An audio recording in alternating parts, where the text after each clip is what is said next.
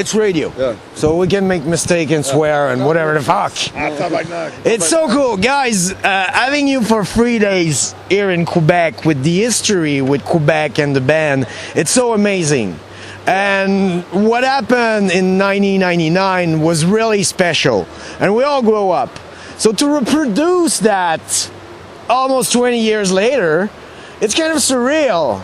But it happened. Yeah. Because of the magic that you guys bring every fucking time from Sweden. But Thank you so much. for people wondering who is he talking to, who the hell are you guys? This is Fredrik from Misconduct. This is Andreas from Misconduct. And this is Simon from Misconduct.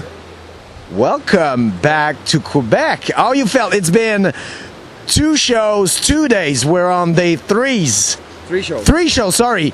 3 days, 3 shows. How have you felt, guys? Yeah, it's amazing. Like the shows gives us so much energy. Like we had like 24-hour travel to here, right, guys?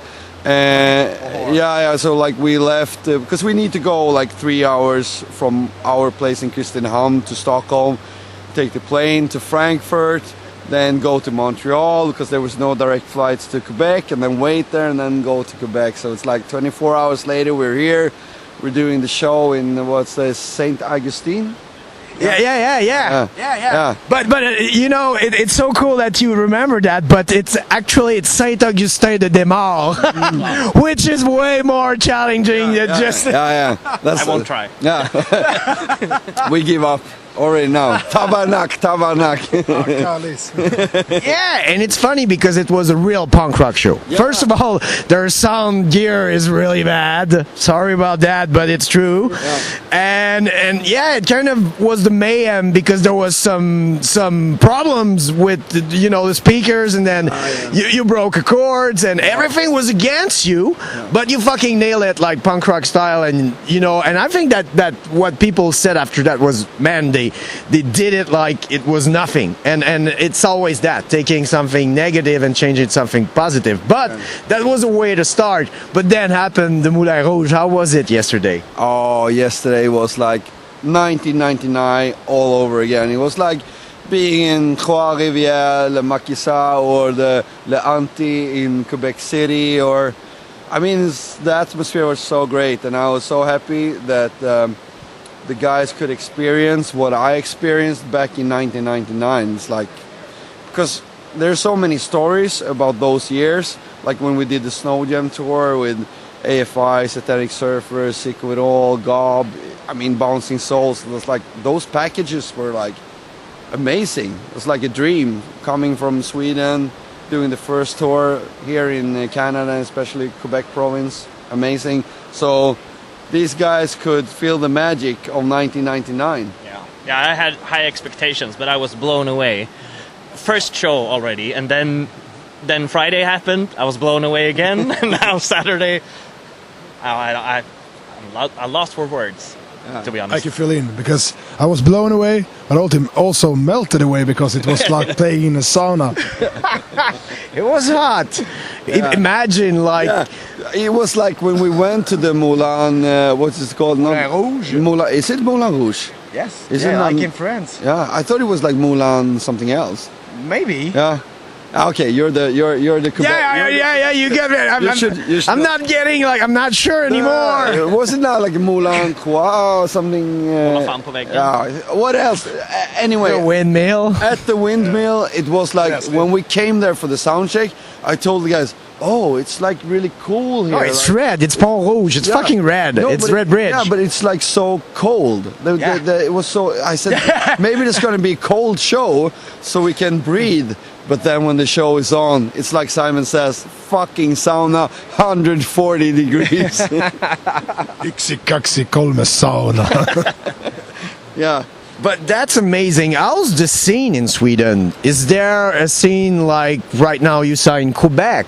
Is there still media around there? Podcast, radio show? Yes, scene is actually just like here. Been coming back the last couple of years, and we have like really good new bands also singing in Swedish. They are like carrying the old trallpunk, like that's what our melodic Swedish punk style, call it trallpunk. And this is because trall is tralala, it's like melodic. And this whole troll punk scene is like really huge, especially like with our friends from Last Sky 14. They're like really big now, playing like bigger venues than you're supposed to as a punk band. Yeah. But still, it's like really like the underground scene coming there. Yeah. But instead of maybe it's like 150 people, there's 700. Cool. Which is really like cool. So yeah, we did some shows with them. Was it last year? There's also Mimicry that's singing. Mimicry is same thing. They like Mimicry is like they've been around for so long and still doing exactly the same thing they always done. And eventually, when you do this and don't like compromise, eventually like people start to recognize, shit, fuck, they're really good. Like what? This is this amazing band. And some people think, okay, is this their first album? No, they did 20 albums, but okay, so it's really good. Like they're keeping the scene alive. And we have this punk boat. Actually, a lot of our friends here from Quebec City travel to Sweden to go on this punk rock cruise that we have from Stockholm going to Tallinn in Estonia. And so it's like a 24-hour cruise there, and there's a punk rock bands on every stage inside this huge cruise ship. Wow. Yeah, it's amazing, and it's like the cream of the Swedish punk rock scene. And then they go to so it's like both like the established bands, but also like up and coming always. Yeah. And this is done by the old Close Up magazine editorial team, you know. The magazine is not anymore. That was like the biggest underground music scene magazine in Sweden before. They were always like doing all the metal and punk and everything. And now they do this different like theme cruises. They have like a metal cruise. They have the punk rock cruise. And it goes there 24 hours to Tallinn. And there's like so many bands playing. And then they stay for one day, right? And there's like 3-4 bands playing at the club. And then they go back and more bands, and it's like so popular, sells out. People from Europe comes. We know many people from Canada come over. People from Quebec that we know. That's crazy. That's crazy. I never heard of that. I should. I don't know why, but I should. That's cool. I think the scene is like growing, and now I think also some things about some bullshit that was like in the old days. When it came to crossover is not anymore, because now Trallpunk band can play with a crustcore band, and a hardcore band can play with like a pop punk band, and it's more mixed in the scene, and I love this.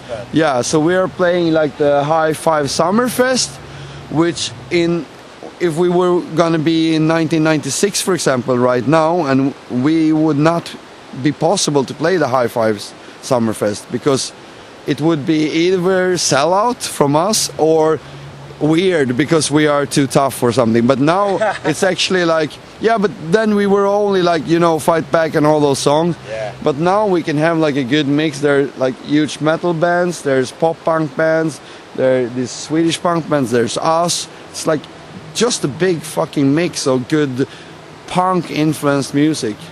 And you have something special in Sweden. The melody is really important. Yeah. Like when you see producer around the world and band, even like extreme metal band, their approach of music is always really melodic, which is kind of a thing that hook people in Quebec and Canada, because we fucking love it. Yeah. And it's different, but like I said, like you said at the venues, like when I said like there's a connection, we find ourselves into that. And the coldness and then the other shit like winter. We have so much in common. And I remember like when we were here, like in 2004, we did like a coast-to-coast tour with Death by Stereo and Bigwig and all those bands here. And we played many shows in Quebec. And when we were in Montreal, I find out that like Dan Palmer from Death by Stereo is like huge In Flames fan, and In Flames is playing the venue next to us. So like after the punk rock show, we just go to this melodic metal show and watch In Flames. And they actually got me to like In Flames more, because they were like, the Green Record is amazing. Yeah, but they were like, Fredrik, you have to realize it's a masterpiece, Because I was not so much into them, even if we recorded our United as One album in their studio. Yeah, we did. Yeah, we did that. But Simon is like a huge, like since long, In Flames fan. Yes. I love In Flames, but I didn't get when they changed their songs and they went to people saying emo, but I will not use that words. But yeah, I grew up listening to In Flames, like the Green Records is at such a place, and Children of Bodom, so and They're from Finland. yeah. Oh, they're Finland. Children of Bodom, yeah, from Finland. I thought it was from Sweden. Oh, love. You get me to my track. And Dimmu Borgir, for example, they're from Norway. You know the In Flames record Come Clarity? I have to see the pocket, the artwork. Oh, okay. They have a record called Come Clarity, and one time I printed a shirt with this CUM Clarity instead of Come Clarity. Oh man. What happened? You're still there. You're still alive. I got some He's funny wearing looks. it right now. No, I don't. I got some funny looks and laughs from the people around me. And Frederick, that lineup is their first time here. How you guys met and know each other's, and what's the background? Simon has been with us since 2009. Already? 8. 2008. Yeah, but he had a break for some years and came back. But Andreas was. I grew up with this. I grew up with Simon. Yeah. And then I was living up north for a couple of years, and the opportunity happened that Misconduct needed a drummer. So Simon called me. Yeah. And the call is very funny because I just called Andreas, and when he answered hello, I didn't say hello, it's Simon. I just said, "You want to be the new drummer of Misconduct?" And I said, "Of course." And then we hung up. And now we're in Canada. Yeah. And I think I don't even knew that he asked that way, because to me he probably said, maybe we should try with Andreas, but apparently he promised him the spot. We had talked about it, but I just said, "You want to play drums in Misconduct?" And his answer was yes. Because I remember I said from the beginning, like, this is a trial run. Yeah. And then after a while, I felt like everything, like all the pieces came together. It's like, okay, you're like fixed member. Because we had a trial run at first, but I had some moving from northern Sweden back to this was southern. like way up north in Umeå, where Meshuggah and Refused hometown. I had some mental issues, so I did a trial run at first, but I wasn't really ready. Yeah. So we waited a year, Yeah. and then the opportunities was still there. So I tried one more time, and from there it's been a fairy tale, I would say. Yeah. I've helped this band so much. No, I'm kidding.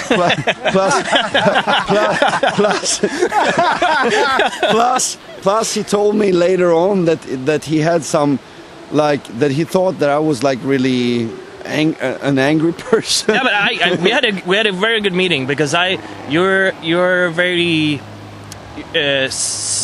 can you say set-minded, but you know your worth and you know what you want to achieve. Yeah. And coming from not the best place and not the best self-esteem, I was a bit intimidated. So we had a meeting, and I just wanted to speak that out. Like, this is how I feel, and it was a very good meeting. And from then it's been. And I really appreciated that he told me, like, that he had some respect for me and that he wanted to live up to the name and everything. Yeah. So, and I was just honest. Okay, we do a trial run.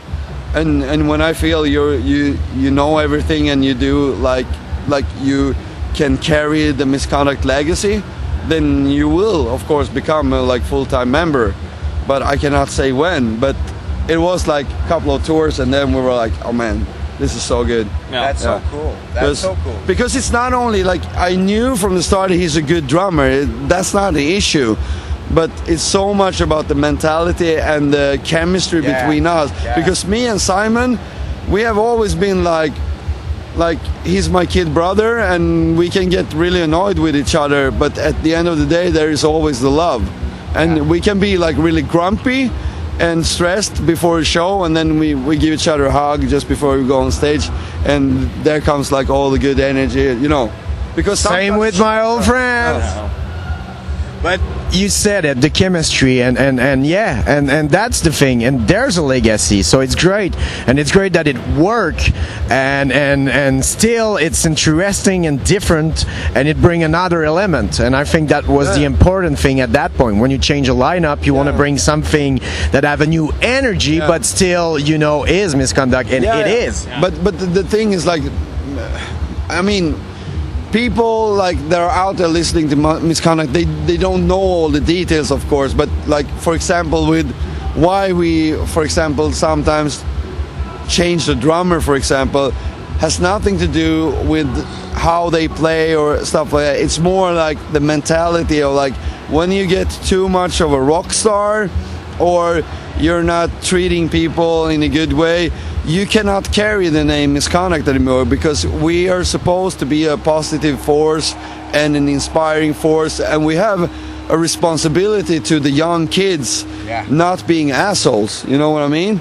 So when you step out of that area and act like you're better than other people, I'm sorry, it's bye-bye. Yeah. Amen to that, you're right. When the ego interfere between the music and creativity, it destroy kind of the thing, and it happened to so many bands. We are here because life gave us something, and it's we make people vibrate, and we make them feel good, and it's important. But it's not a lot of money. It's a lot of stress. It's a lot of road. It's 24 hours to get to Quebec. But at the end, it make the difference, and it make a change. But I mean, if you want to make money, you don't get into punk rock. Like, So true. But for those bands, You like Meshuggah, I think they're going good. but for those bands that can make a living out of punk rock, like Green Day or Offspring or whatever, I mean, amen to that. Like, it's they still carry the legacy. They do the same thing, and the making a living of it is just a bonus. But they came in exactly with the same attitude from the start. You know, they didn't want to be like any, you know, only like one-hit wonders or something. They wanted to spread the message, and the message is always the most important thing. So as long as you represent the message of Misconduct and the mentality and the aura, so you can still be like a positive force for other people, then everything will work out. Wow. So what's going to happen after that run? You get back to Sweden. What's the agenda for the rest of the year for Misconduct? We're going to continue writing the new album. We already have lots of songs that we're finishing. And what are we? We're doing some festivals in Sweden, right? Yeah, we're doing doing. High five? We do 4 shows in Sweden. That's really, what do you say? Not usual for us. It's mostly plays outside of Sweden, and then we do a couple of festivals around Europe. Yeah, we don't play that much in Sweden. Like, only like a couple of spring shows, but this summer we play like the High Summer Party, High Five Summer Party. We're playing the Bomberfest. We're playing the Stadt Festival, which is in like a small town close to us, so it's going to feel a bit like home. And some other festival, in Västerås. We're playing this really cool. They are really good at bringing back the 90s. They couldn't really connect the skateboard community. So there we will play. This is like a huge city fest, but they have a really cool skate park. So we will play like in the actual skate park, and I think it's even going to be like a free show. Yeah, it's free. So many things happening that are cool. And in the fall we will probably play some club shows in Sweden. But then we're going to do like a lot of bigger festivals in Europe. Like, we're playing Germany, Belgium, Slovenia. Punk Rock Holiday, Tales Bells. Free and Easy, Munich. Yeah, Free and Easy. We're playing the Brock Rock. So we're actually doing lots of shows with Authority Zero again in That's Europe. so cool. Yeah, and we're actually playing some shows with Gob from Canada. Wow. Yeah. Love God. Yeah. Our for show TQ is a masterpiece. And we always like, Oh, Ellen. yeah, we always play that song in the car. Yeah, it's so nice. And I like, Give up the crutch. yeah, and yeah, I used. Theo is so funny. Yeah, I used to have this because Theo gave me all these green piqué shirts, like these polo shirts with only embroidered blue toilet on the here, nothing else. And it's like, yeah, they were really cool when we toured the Snow Jam tour back in '99. Yeah, so yeah. Looking forward to see those guys again. That's crazy. People, there's vinyl still available on People of Punk Rock in Canada if you want to save shipping. Lots of vinyls at People of Punk Rock. We have lots of new merch with People of Punk Rock. I think 6 new designs that they. The Misconduct Ramon is pure genius. Yeah. Grab fast is gonna sell and I saw a lot. Yeah, and yeah, the beer is sold out, unfortunately, but yeah. Guys, thank you so much. First of all, for the friendship. Yeah. It's so nice to have you. Those moments. That is why we're all here. We're all here to connect. But that's special, and you always have a special place in my heart and people in Quebec. And thank you for losing money in the name of music for all those years. It's worth it. Every Thank you, time buddy. it's worth it. Yeah, always. Like coming to Quebec and meeting these people, you and all our friends and the crowds. Like, we love Quebec. Yeah, thank you. Yeah. We met in '99 and we're still friends after all those years. That's crazy. Let's keep the love story going. Oh man, Yeah, hug time! Thank you. Hug time! Yeah! Woo! Thanks, Misconduct. Thanks. Prescription is what you need. No more inhibition. Set yourself free. Just let go. That's my only plea. A punk rock prescription is what you